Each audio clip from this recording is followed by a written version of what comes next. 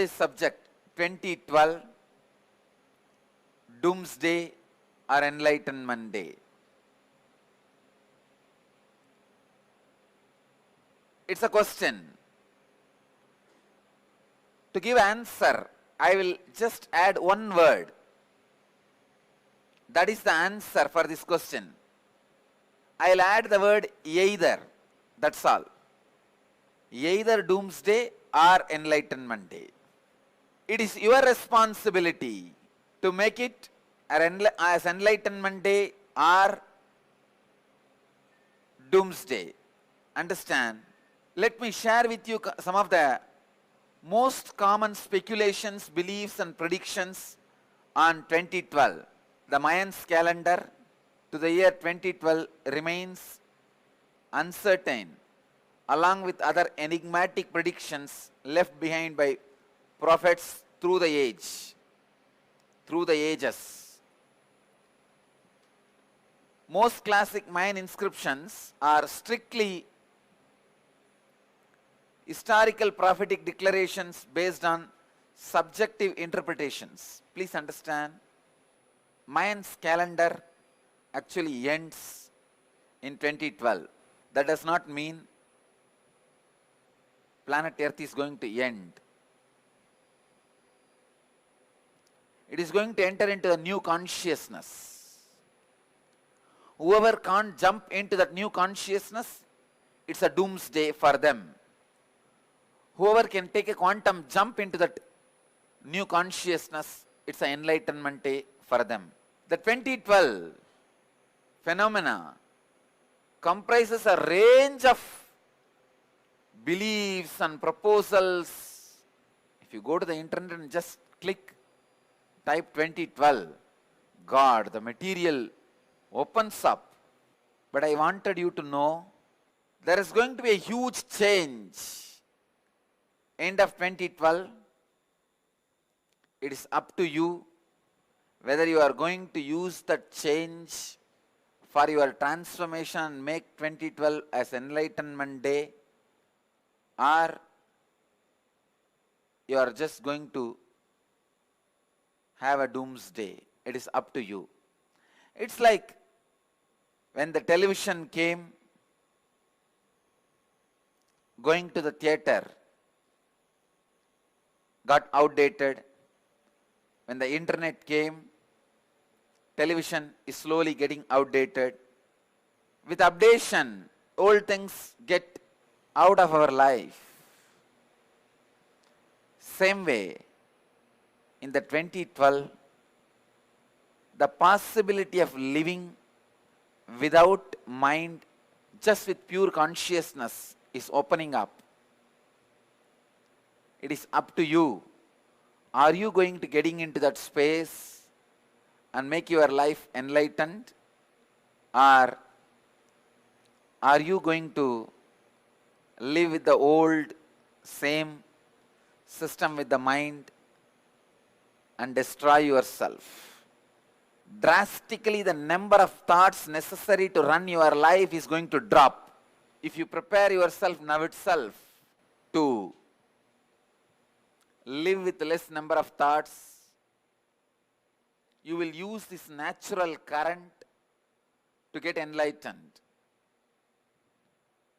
It's almost like enlightenment is handed over house to every one of you freely. It is no more a currency. Till 2011, enlightenment is more like a currency. Only few people have it. In 2012, enlightenment is going to be like a newspaper, which will be handed over, delivered in every house.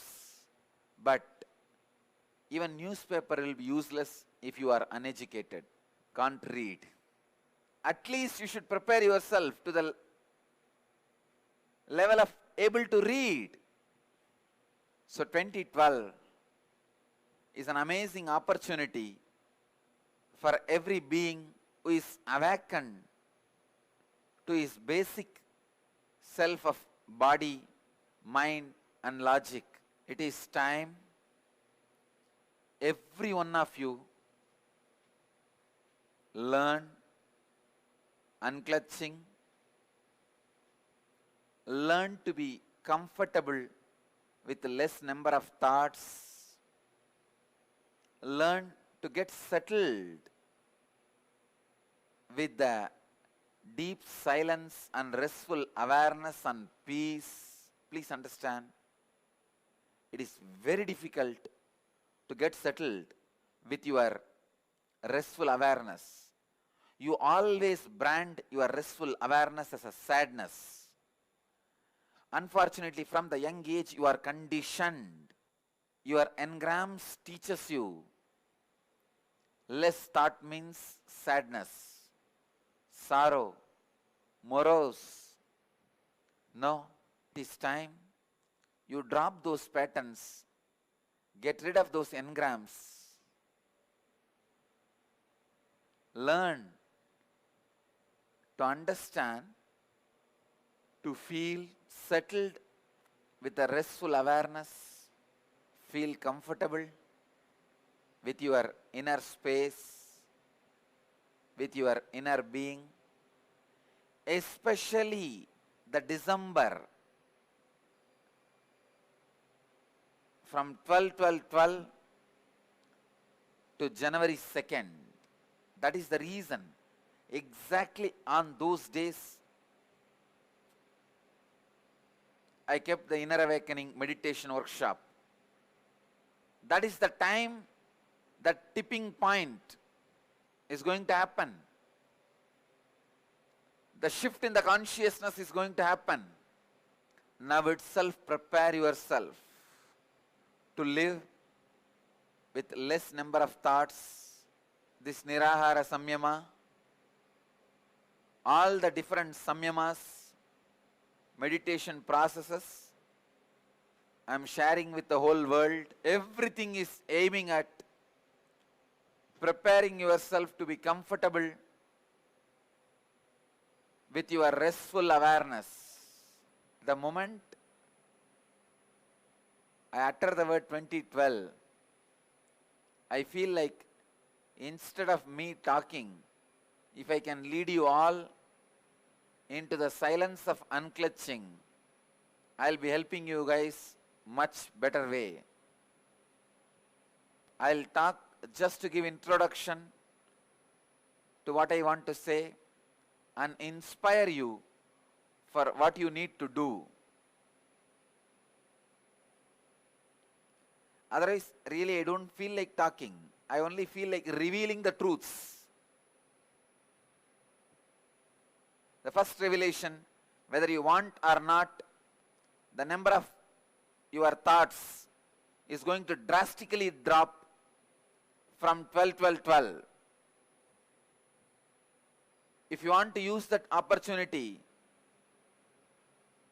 to get enlightened, get comfortable now itself, to live with reduced number of thoughts. If not, it is going to lead you to depression.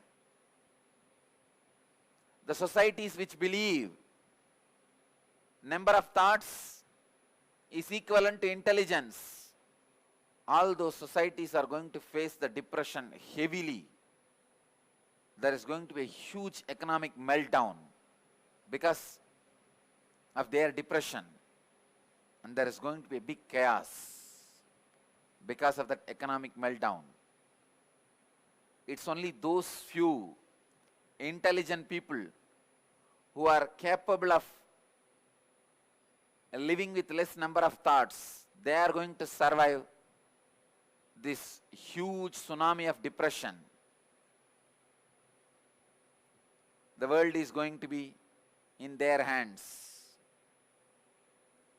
So it is you who is going to decide 2012 whether it's a doomsday or enlightenment day. Nobody else can decide for yourself. The key factor that decides whether 2012 is a doomsday or enlightenment day for you is look inside and get comfortable with less number of thoughts. I really wanted to share incident which happened in my life with you guys. I already shared this earlier, but I wanted to share this with you guys again. Once when I was doing my workout on treadmill, usually I can't do any of these activities like running and all that, because the moment my breathing becomes fast, body gets bumped into samadhi, the no thought zone. That day, I was holding the treadmill and running. I could see very clearly in a minute, full 60 seconds, around 400 times the body was bumped into samadhi. Just 60 seconds, 400 times. I don't know how you will understand. In a minute, 400 times. I was really wondering what is happening. The number of times the body getting bumped into samadhi has increased in a very big way. I started contemplating what is happening. Then I realized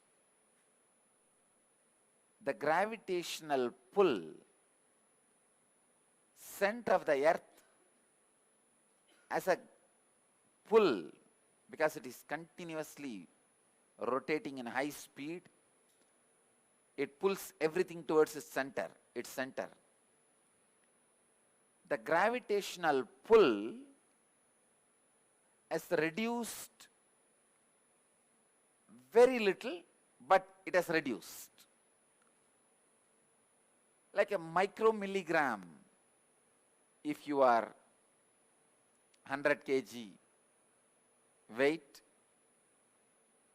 maybe you will be losing 1 micromilligram weight, but there will be a definite weight loss, even if you don't lose your weight actually,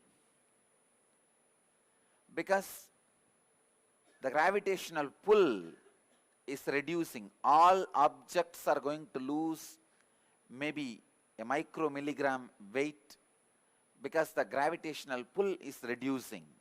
Please understand, your each thought has a weight, its own mass. It is a matter. When there is such a subtle change in your weight, it is not going to affect your body. It is going to affect only your mind. The subtlest part in you is your thoughts. If you are losing micromilligram weight, you will be losing at least 1 million thoughts. Because 1 million thoughts put together only will be micromilligram. So it is such a great blessing. Almost you will be able to live for more than 24 hours performing your actions and activities without a single thought. I feel between 12 to January 2nd, in the 21 days, whole humanity is going to go through that phase.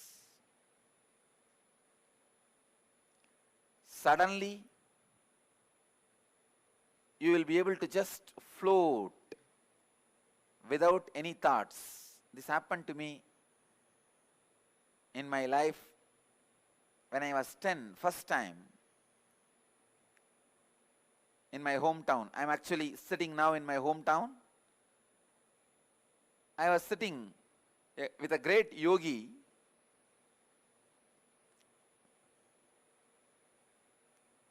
one yogi Ram Surat Kumar. He was smoking. He tried to give me that bidi, the village cigarette. But somehow I did not take it from his hand because I was not comfortable with smoking.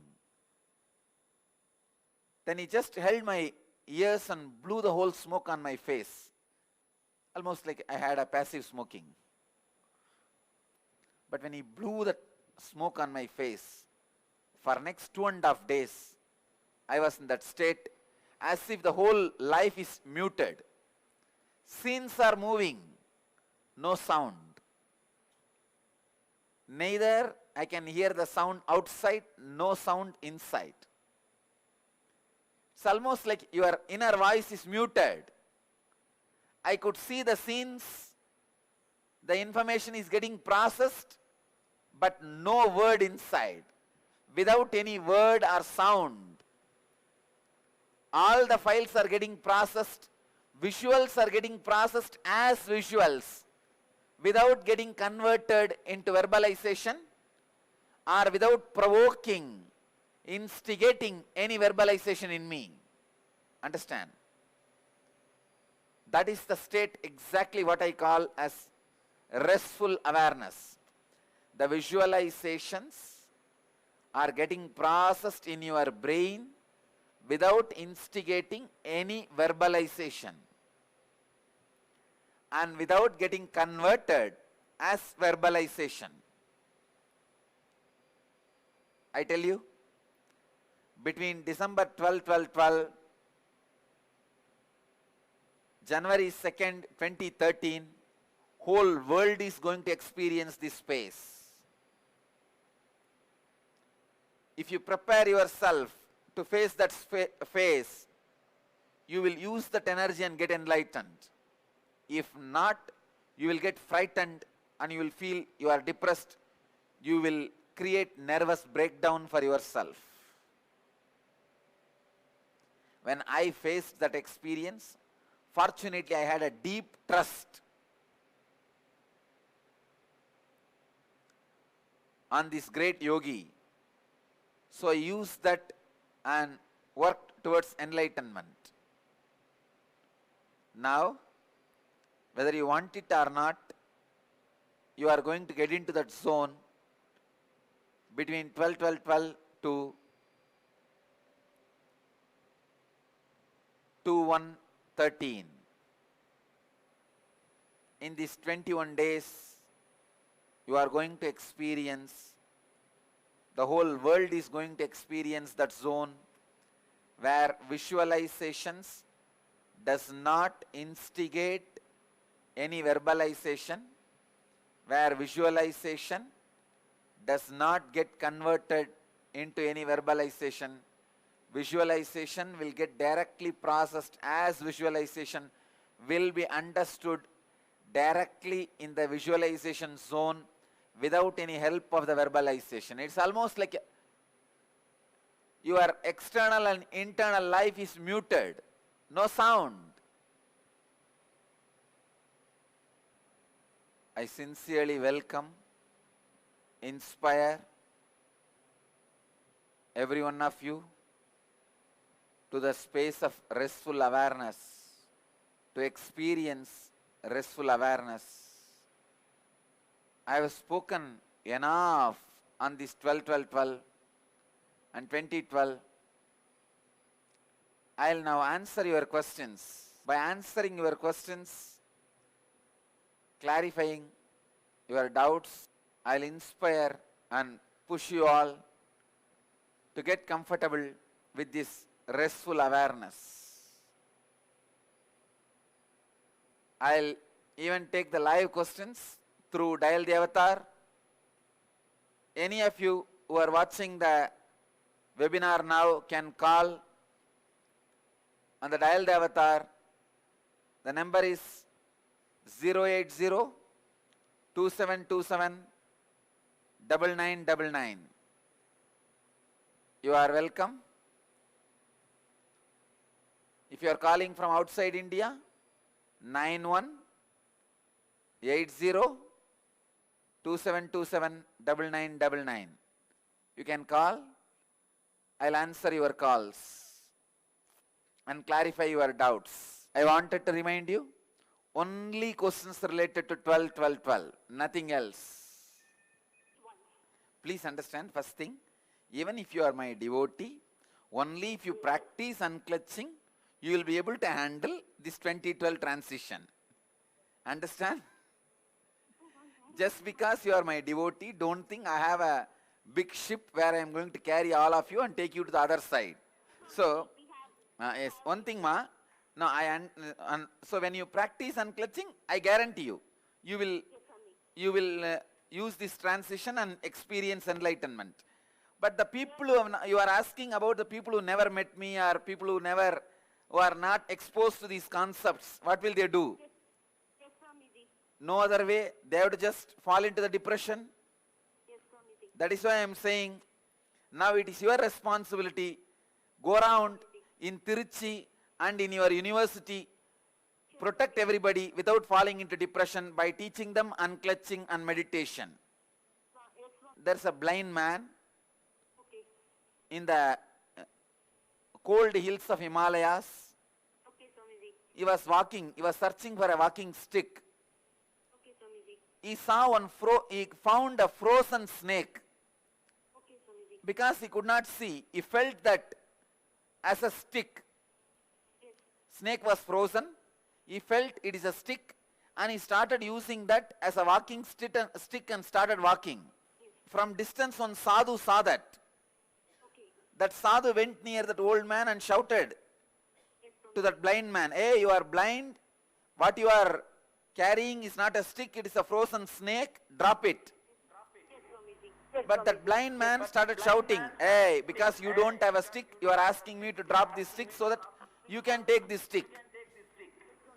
But the sadhu, even though the blind man was abusing the sadhu, screaming at the sadhu, Yes, Swamiji. the blind man has started screaming, "You live your life, why are you interfering with my life?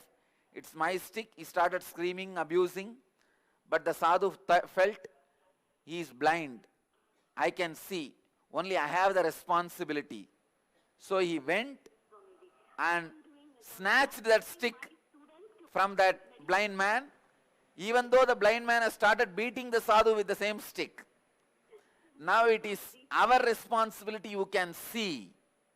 Yes, Swamiji. Blind men have no responsibility because they can't see. But we who can see, it is our responsibility.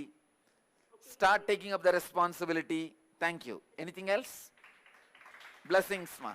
Sonal from Stamford, USA.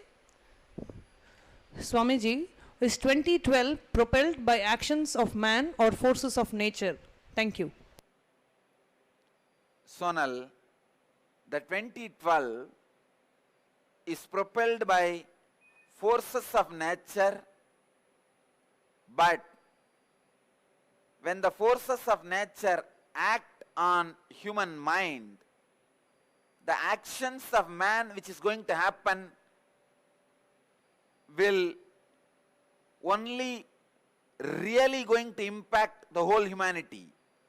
See, it is propelled by the actions of nature. It is propelled by the forces of nature. But when that forces are going to put human beings into depression, the actions of man is going to be very dangerous. Because now man is foolishly empowered, intelligently empowered, foolishly empowered.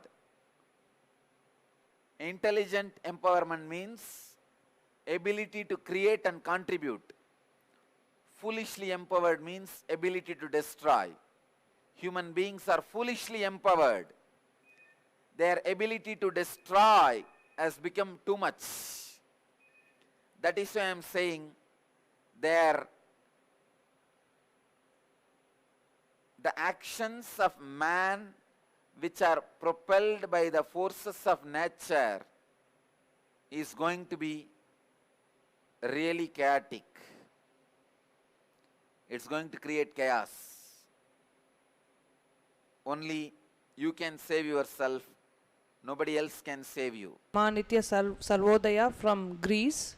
She is asking, Pranams, dearest Swamiji, may I know how will wildlife, pets and nature itself be affected or respond to this conscious expansion during the 2012 time, being that most animals have much more sensitivity than humans? Eternal love and gratitude for all that you are giving, Nityanandam. Nitya Sarvodaya, animals have sensitivity, but they do not have consciousness. They do not have the consciousness to take a quantum jump into restful awareness. So, they will neither be affected nor be helped. they will just be as they are. It is only human beings have a possibility of enlightenment or getting doomed. Pushpa Relay from Isleworth, London, asking, My dear Swamiji, will it be beneficial for us to be in the ashram at that time? Thank you. Surely beneficial to be in a energy field, the zone of an incarnation, the energy zone of a master, because it will naturally be a right ambience to help you to use that phase and enter into enlightenment. So for you to move towards enlightenment, that ambience and the practices and lifestyle will really inspire and help you. So I'll sincerely recommend either you be with me, part of the whole group, floating in the conscious ocean, in the cruise attending inner awakening, or be in the ashram doing the samyama and nirahara samyama and using this whole phase to enter into enlightenment using the conscious transition. Subramanya from San Jose is asking, what about this December inner awakening is going to be so special in regards in the spiritual significance of 2012? What will you do that will be unique in this inner awakening to help people grow at this amazing time? Do you recommend people to come who are already inner awakening graduates? If so, why? Thank you so much, beloved Swamiji. Ananda Subramanya. Subramanya, this is the biggest problem. Even I am not able to predict what is going to happen. I only know the December 2012 inner awakening will be equivalent to attending 108 inner awakenings. That's all I can say. If you ask me, what way you are different in Akashic reading times, when you do Akashic reading, what is the difference? What way it is special, spiritually significant? I can only tell one thing. During Akashic reading, 10,000 Nityanandas are expressing through one Nityananda body. Same way, if you ask what is special during this 2012 December inner awakening, I can tell you only one thing. It is equivalent to attending 108 inner awakenings.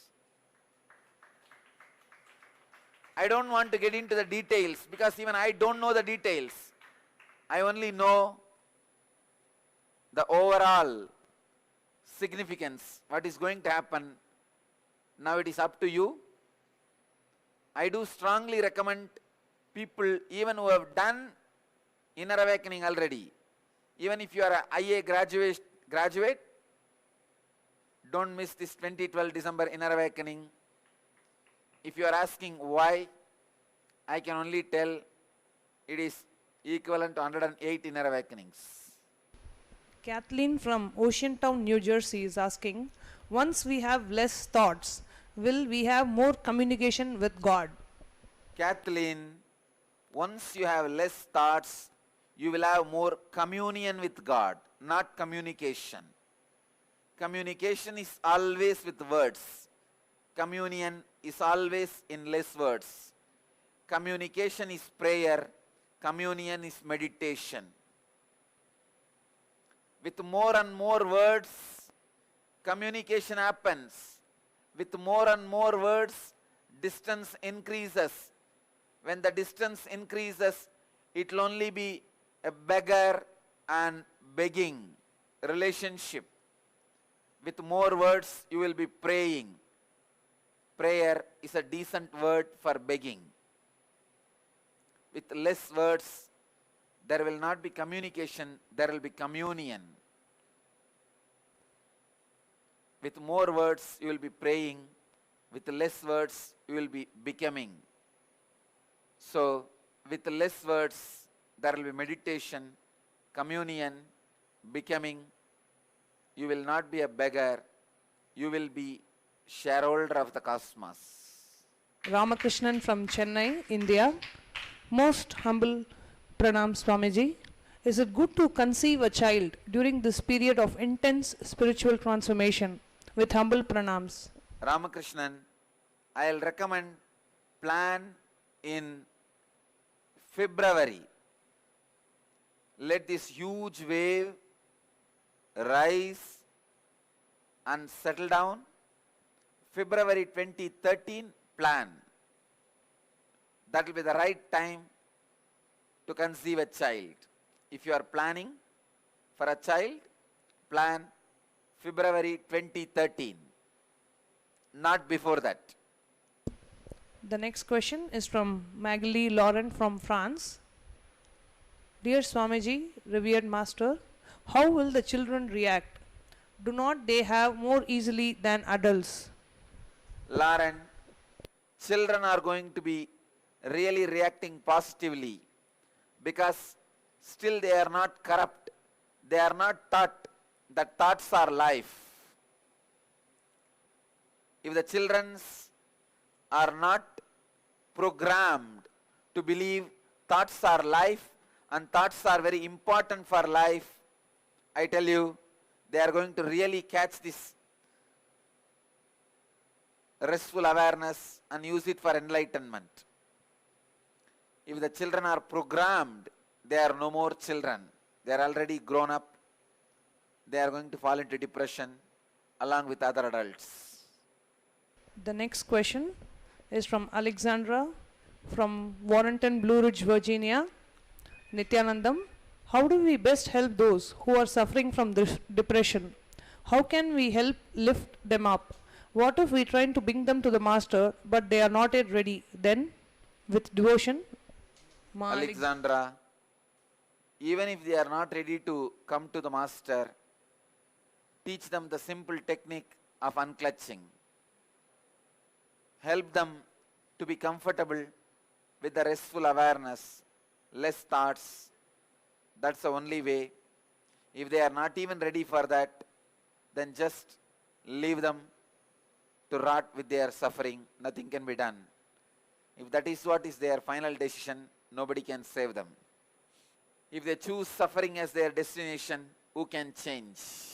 So now, we can really enter into the process of unclutching, preparing all of you to experience the restful awareness. Let me explain unclutching. When a thought rises in you, witness the thought without supporting, encouraging, maintaining, or trying to destroy. Just don't support any thought. Distance yourself. Just say, I am not going to support you. Just do not support your identity and thoughts. Sit as long as you can.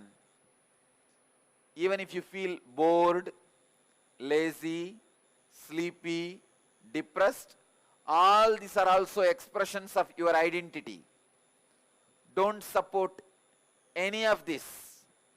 Just sit in unclutching. Here I am also meditating with you all to push all of you as a whole group into the collective superconsciousness, to raise the whole group into the superconsciousness, into the restful awareness, to prepare and help you all in the conscious transition. Please close your eyes, sit straight, unclutch from all the inner activities. Relax. You can open your eyes. I bless you all who are sitting with us all over the world in more than 1,500 places around the world, in 416 cities in 45 countries.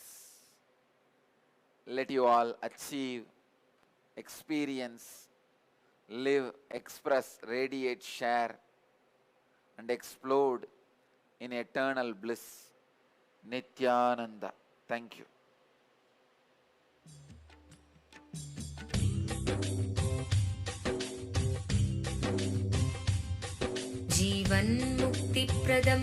Paramahamsa Nityananda, a rare living incarnation, is named among the world's 100 most spiritually influential personalities today.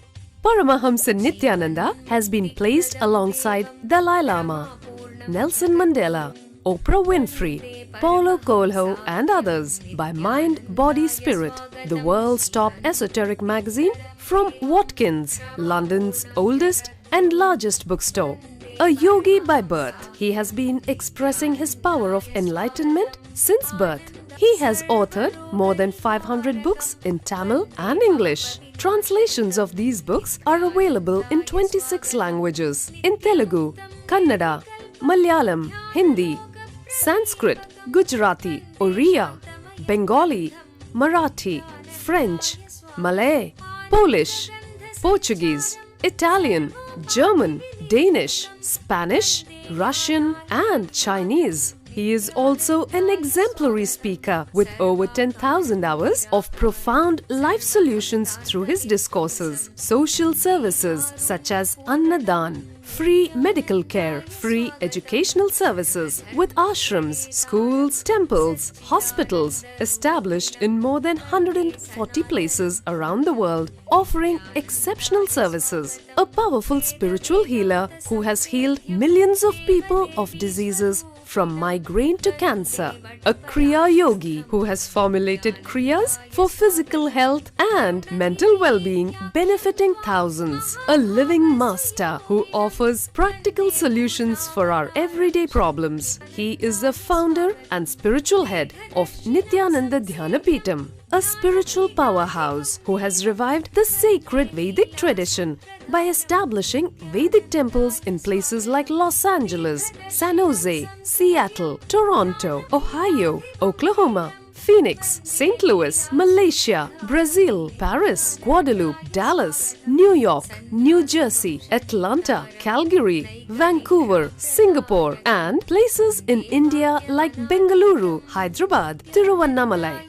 A spiritual guru for 10 million followers, an incarnation who transmits the highest spiritual energy through initiation, a contemporary yogi who has revived the Vedic science of yoga worldwide through thousands of yoga centers, an adept in Ashtamahasiddhis, mystical yogic powers, who has effortlessly awakened the Kundalini of thousands and graced them with spiritual powers, a dynamic young guru who is an inspiration for thousands of youngsters. India's most watched spiritual guru online, a beacon of spiritual light who has triumphed over the forces of religious terrorism and political persecution. Paramahamsa Nityananda is an eternal Kalpataru, blessing the world with the boons of material abundance and spiritual enlightenment.